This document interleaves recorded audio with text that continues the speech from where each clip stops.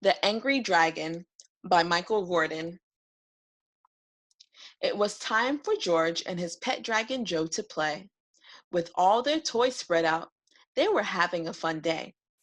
Until George accidentally broke Joe's favorite toy. "Look what you've done!" Joe yelled. "You silly boy!" Joe flew into a rage. He got angry and red. "It was an accident," a sorry George said. "I'm sorry I upset you. Let's talk it out." "Don't be so angry. You don't have to shout." "Breathe deep and let's talk about how you feel. We can fix the toy. It's really not a big deal." Joe breathed and felt better. George was right. He loved his best friend, and he didn't want to fight.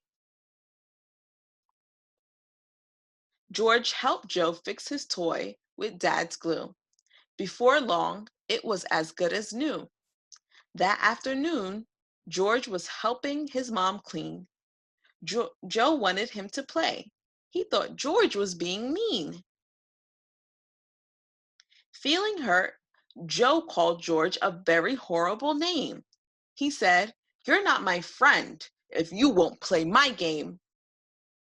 George breathed deeply and said, "Joe, please don't be mad. Be patient and wait for me. There's no need to feel bad. There's time to help Mom and have fun too. You're my best buddy, Joe. I will play with you." Joe listened to his friend and waited until George was done.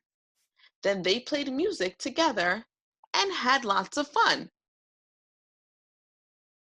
They were hungry in the kitchen later that day. Joe wanted to eat lots of sweets. George said, "No way! Eating lots of sweets is bad for your teeth and tummy, too." Joe yelled, "I'll eat what I want. Don't tell me what to do." Joe ate all the sweets, and then later that night, he complained that his tummy didn't feel right. He needed to lie down. He felt so horrible and sad. "I'm sorry I didn't listen to you," Joe said. "I feel bad." "Getting my way hasn't turned out very well," Joe said, as George helped him sip water while he lay in bed. George took care of his friend. He wanted Joe to feel good. He did everything for Joe that a best friend should. "I'm going to be more patient and less greedy," Joe said. "And instead of getting angry, I'll try talking to you instead."